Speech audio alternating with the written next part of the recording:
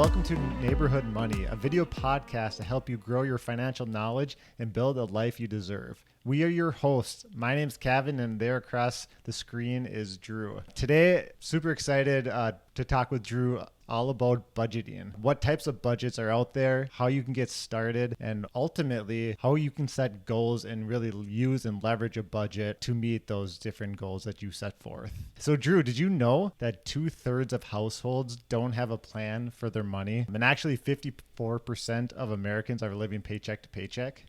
I did not know that statistic, but it doesn't surprise me, and it's pretty eye-opening. Yeah, it's pretty crazy. Part of that is due to just not managing your money appropriately. And a big piece of that is having a budget. That's why budgets can be so important. And really anyone that is successful with their money sticks to a budget and uses one in their everyday life. Yeah, it seems like, a budget, when you first start talking about it, can be a scary thing, kind of taboo. You don't really want to touch it. And you think, oh, if I get a budget, that means I can't go out to eat, or I can't do some of the things I want to do. It's going to take away some of my financial freedoms. But once you start doing a budget, it's actually the complete opposite. You actually find yourself with more freedom, and you have more of an idea of where your money's going, and it's a great feeling. The fact that it really just opens up and it allows you to tell your money where it's going to go. So rather than getting to the end of the month and not having anything left over, you've been very cognizant up front of, oh, hey, I'm going to spend my money here. And that is going to be more fulfilling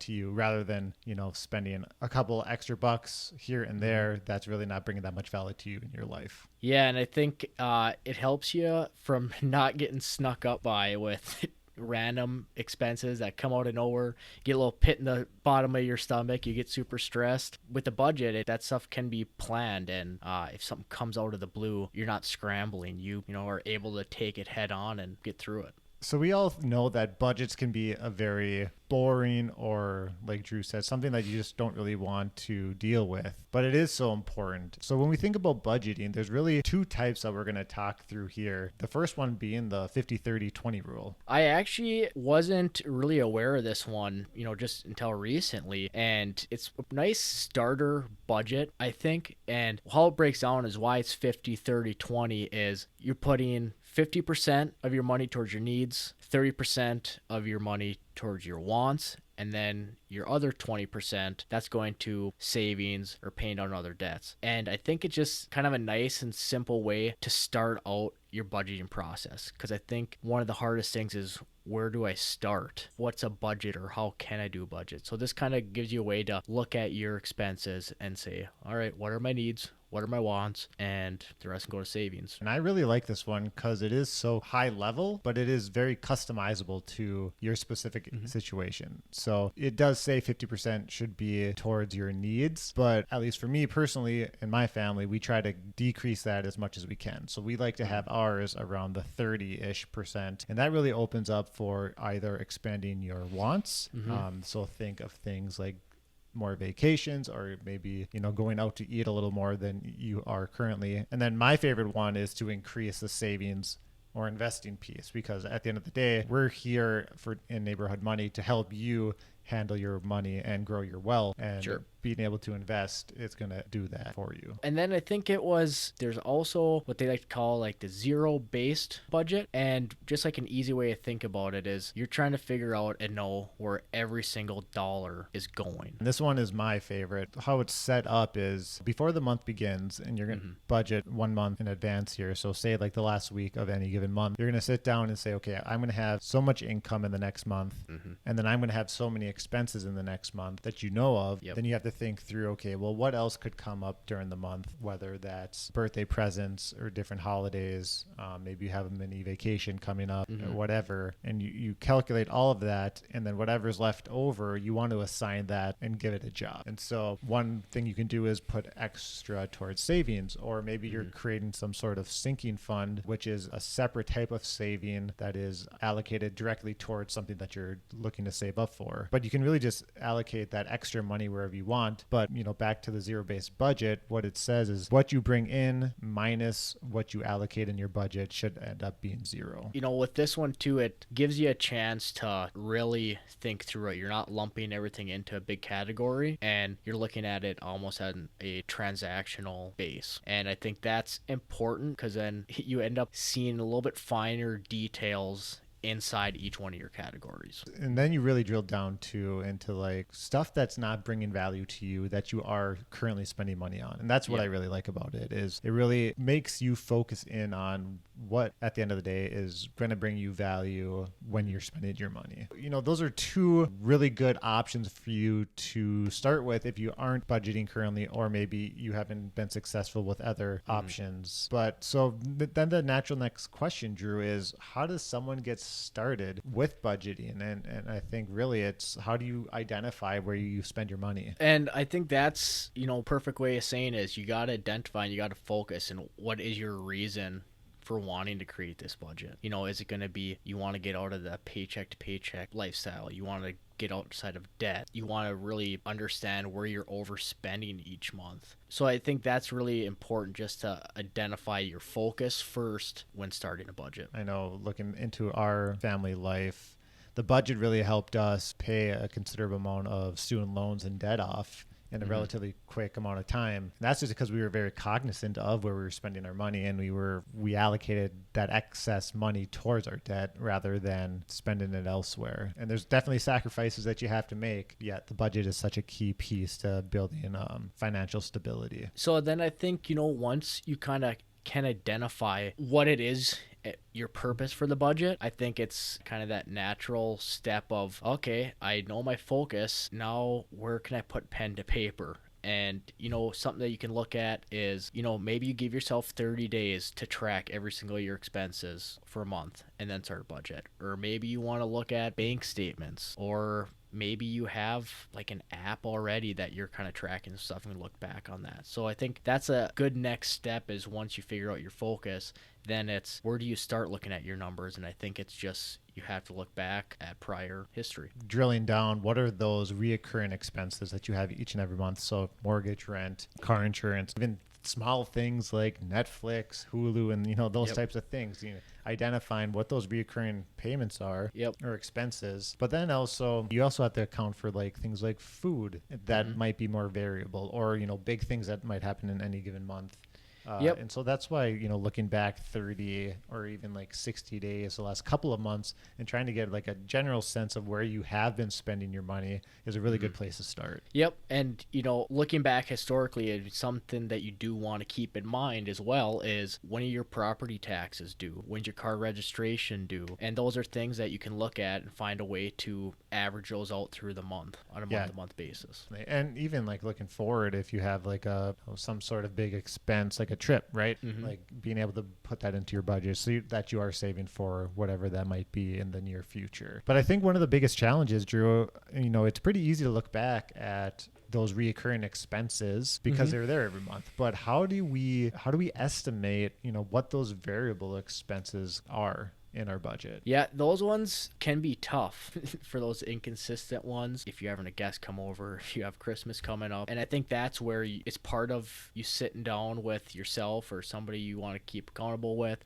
or your spouse, and say, all right, we got Christmas coming up. How much are we going to spend on Christmas? And then you really have to you have to come to a common number that's going to fit within your budget. And you say, this is going to be happening in 3 months, so we have to put X amount of dollars aside for the next 3 months so it doesn't run up on us. And I even think of like having some padding in your budget too. So whatever category it might be, and maybe you have a separate category for these types of things that, it's more unexpected, smaller items that come up that might throw your budget off if you are, really drilled down into each category. But I think having that padding is super beneficial so that you don't go over and you can stick to your budget. Because I know, speaking from experience, it can be very frustrating going over budget. I'm a number numbers nerd, so I can get pretty caught up if I'm not right on each and every month. So giving yourself some grace there, giving a little extra padding can be very beneficial. Yep. Because No, I I even agree. know, like, some of those bigger items, like holidays is a big one, right, Drew? Looking at each holiday season, people can take out over $1,000 worth of debt just to afford for different presents and things like that, things that they're doing with their family. And that can really roll over into the new year. Drew and I were talking before this podcast, and we found an article saying that it can take up to 3 months to repay the holiday season expenses. And that's something that you can definitely think ahead of time and fit into your budget. And you don't want to play catch up with that stuff. I mean, if you're going to be spending that $1,000, it's better to get ahead of the game, because if you're playing catch up, you never know what's going to happen in those next couple months, or until you pay off that, going over budget or loaning money from somebody, or, whatever it may be. And when that happens, you have to realize that you have to start taking out of your wants, or maybe even your savings, or going towards your debt thing that you wanted to get done faster. I think just at the end of the day, it's all about intentionality and wanting to spend your money where you want it. And so just being ahead of the game so that when things pop up, it's not gonna break you, and you're not gonna have to dip into that savings, or you're not gonna have to dip into that emergency fund. I mean, as we, that's a lot of the expense side. There's another half of the coin, and that's on the income side. And really, there's a couple of ways to look at income. Yeah, I think the two main things that you're going to have to start with is you have a gross pay and your net pay. And basically what the gross is, it's whatever your dollar an hour you're making, or whatever your salary is. So for example, if say you had a salary of $50,000 a year, that could be your gross, but after taxes come out and everything, by the end of the year, that's probably around like $39,000, roughly. So if you're looking at it on a month-to-month basis, I think it came out to like almost $4,200 a month for your gross, and then your net would be close to $3,200. So you're looking at $1,000 difference if you're budgeting off your gross instead of your net. So I think that's important to start and make sure your income for your budget is your take home. Because if you're budgeting off of your gross, like in your example, you're not going to have that $1,000 to spend, because that's going elsewhere. Yep. Ultimately, like, you're going to think through what is that net income or take home pay, and really build your budget off of that. But that can be very challenging, right, Drew, with people that might not have consistent income. Their paycheck might fluctuate paycheck to paycheck or month to month, depending on what type of work they do. So if you're in the service industry, maybe tips are lower or higher in any given month, or if you're working off commissions, same thing. So how do we budget for inconsistent incomes? I think before I go into that, I think I'll just kind of give an example of something that you may see is, so my wife, she is a nurse, and she does hourly pay, and she might pick up more, she might get called off, but then on her paycheck she might have a union due that only comes out once a month, so that's not really accounted for on her paycheck. Or her health insurance is not coming out per paycheck, it's coming out like one time during the month. So when you have something inconsistent like that, something that you do want to try to do is you can look, I would say, historically, and say, what was I about making last year? And if you want to average that out and split that up into 12 months, I mean, that can be a good starting point. But I think, like you were saying earlier, you want to give yourself a little bit of buffer cushion.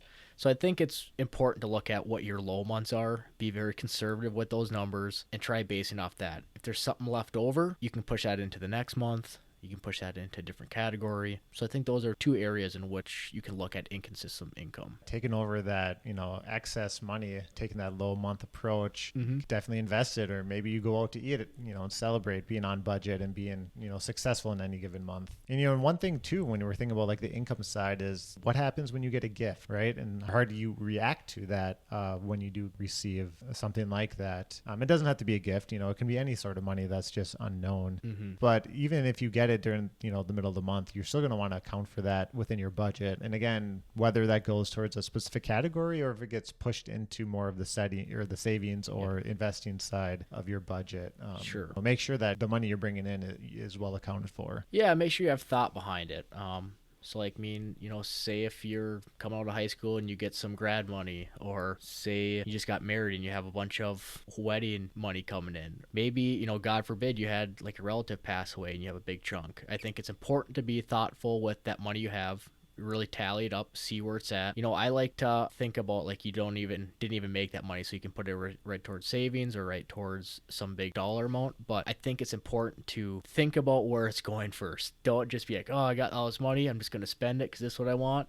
I think you got to give yourself some time to really think about what it is that you want to put your money towards. We've got the expense side and we've got the income side, and we've really talked through like how you set up and to get started with budgeting. But the big piece is, we can tell you that it's important to budget, and maybe you go and budget for a little bit and it doesn't stick. The big part of budgeting to make sure that you continue to stay consistent with it is really goal setting. Like, why are you budgeting? In fact, there was a study coming out of the University of Maryland that showed people that budgeted actually met their goals more likely than those that did not. Really, that's because people that are budgeting are thinking ahead of time and hashing out the numbers and putting a lot of thought around how they want to spend their money and how they want to grow their financial future. Yeah, I think by really doing that, I think what that study's saying and what you're saying, when you have that emotional connection with your money, it's not just a number or a card or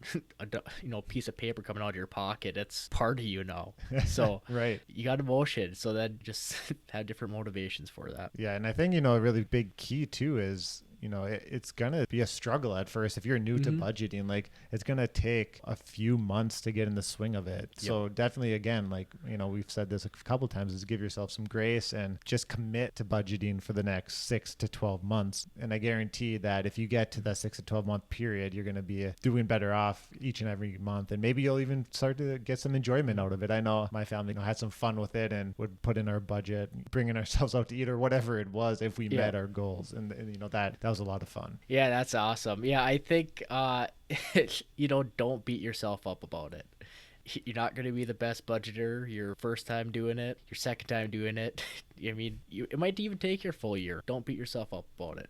I think it's important, though, to think about just being realistic with that goal setting and your budgeting. If you're not realistic with it and you don't think it's going to happen month to month, or it's a difficult month to month, it's going to feel like this straitjacket on you. I mean, you're not going to stay with something you don't enjoy. If you really constrain yourself, it's you're going to go to the grocery store and underbuy food, or buy the same food each and every week. And that's not what a budget is. Like, it is, it's not trying to say restrict yourself. It's just allowing yourself to spend money where you deem it valuable. And so I think one really interesting thing is, Drew, you touched on it a little bit earlier. How do you keep yourself accountable when you're budgeting? And, for myself, it was really easy because I have a partner, my wife, Hannah, and we really sat down each and every month. And actually, when we first started, we talked about this almost daily, not specifically budgeting, but financial goals in general. But, we talk daily, but then we moved to monthly, and, we still continue to have money talks once or twice a month and making sure that our budget is on track. And so it's really important to have someone with you. And it's very easy for people that have significant others or partners, but even if you're single or by yourself, finding that accountability partner, whether it's a best friend, a coworker, or a parent. There's, a bunch of different ways of doing it. And I think you need something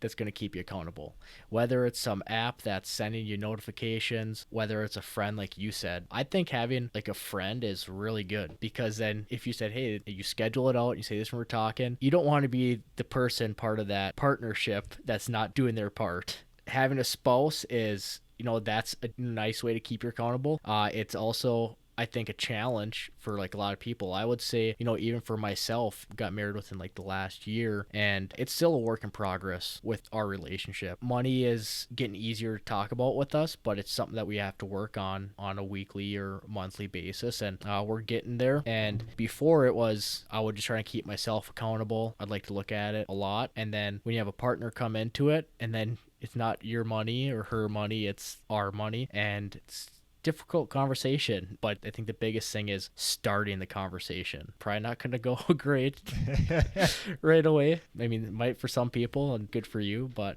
it's struggling. You just gotta work on it, just like anything. Money issues, right? I think Drew, you and I were chatting again before, and we found a little survey that said, money issues were the leading cause of relationship issues in 35% of couples. So yeah, it's gonna be challenging, especially if you are the money nerd in the relationship, to bring it up Mm-hmm. at first, but in the long run, it's going to pay dividends. Most of the time you have the opposites that end up attracting, and you Yep. have to work with how your person you're either being accountable with, or your spouse, or your girlfriend or boyfriend, or whoever it may be, that you figure out what makes them tick. You can't just think about it from your point of view. That's something I've been trying to learn. I take things way differently than my wife does, but I think it's important to try to figure out what makes them tick and work around that. We've talked a lot about budgeting. So what do you think, the listener here should be taken away from this conversation? For me, I think it's getting a handle on where your money's going. Be realistic with this budget. Don't think you're the best budgeter right off the front of it, and don't cut yourself so thin that it becomes straitjacket for you. And I think the third thing is don't beat yourself up. I mean, you're going to get there. You're going to tweak this thing every week, every month. Eventually, it's going to start working for you. And I think those are probably my three, main points that I would like to pass on. Just knowing that it's a struggle for most, or if not everyone, and just stick with it. Like, I think that's a huge piece of it. Like, go through the ups and downs and the bumpy road in those first 6 to 12 months, but stick with it, because at the end of the day, or at the end of that time period, it's going to be almost second nature, and that's going to just put your financial position in such a better place. And I think, the big thing for me when I think about budgeting is that it does create that excess money at the end of the month. You'd be shocked when you start budgeting. You're going to basically get a pay raise. You're going to find that you're spending money on things that you just don't want. And that excess money or that pay raise is really going to be, allow you to save more. It's going to allow you to buy or go on an extra vacation, or it's going to let you invest more. And that's my personal favorite. And you might even go through it and say, I didn't know I was just paying for this subscription. It might be just something just like recurring or only an annual thing. So it gives you a chance to actually look at that too. So there's a bunch of, tools out there that can really help you to get started. Everyone's got phones nowadays. There's a gazillion apps out there that, are going to say they're the latest and greatest budgeting app. Yeah. But Drew and I have a couple of favorites that we want to share with you. My favorite is Every Dollar, which is from Dave Ramsey. And the reason I really, really like this app is because it is so simple, at least the free version. So the free version allows you to basically input everything. It doesn't attach to any banks, and it doesn't attach to credit cards or anything like that. And so you have to physically go in and enter, I'm going to make this much money per month, and then I'm going to, physically enter each given category. And what that really does, it really makes you deep dive into your spending habits and makes you really think about whether those things you're spending your money on is worth it. And that's why I really like it. And another thing I really like is that up front, when you set your budget, that's locked. But then as you're going through the month, you have to manually put in every time you spend money. And I think that's so key, because my family, when Hannah and I, when we've budgeted with this app, there'd be times we wouldn't spend it because we're like, we just don't want to enter it into the app. And, I think that right there shows you that there is a lot of things that you spend your money on that is not necessary. And it might only bring you instant gratification, but 5 minutes later, it's not going to really mean anything. Did you ever struggle to put it in constantly? Did you forget for a week and have to go back and backtrack, or because I feel like for me sometimes I can be a little bit of a procrastinator, and I know if it was oh yeah, just going to this place quick, and then it's like, oh, you know what? I never put that in. Yes, of course. Obviously, that's going to happen depending on what you use. Like, we use plastic for a majority of our purchases. Okay. And it's easy to go into your statement and then put that in. But that was really up, in the beginning when we were getting started. I will say that once we got rolling, we were very good at each and every purchase putting it in. Okay. Really so you stuck with it. Way.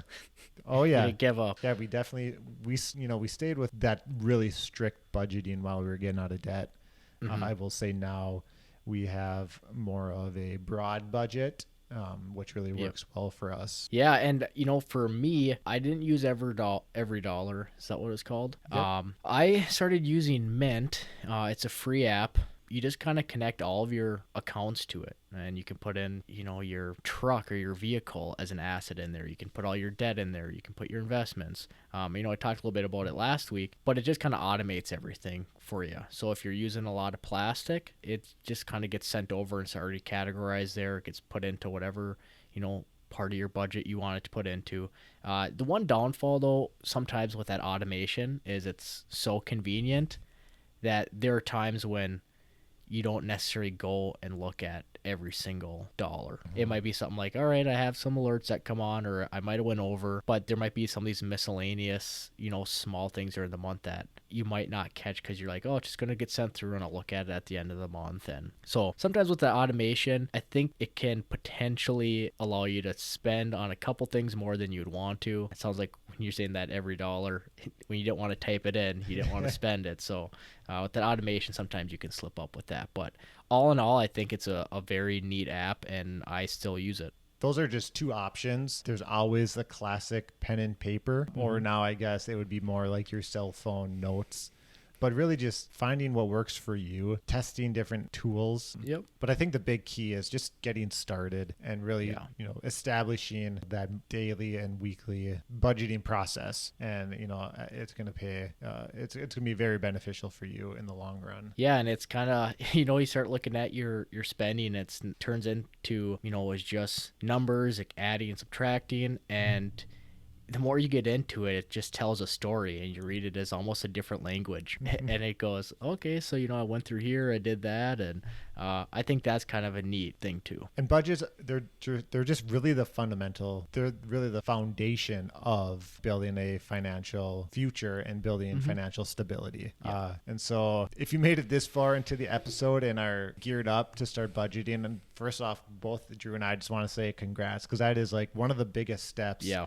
Especially if I look back at my financial life and journey, committing to a budget was huge. And it really has set my family up for success. And it really just shows that you're serious about taking care of your financial position and to improve your financial life.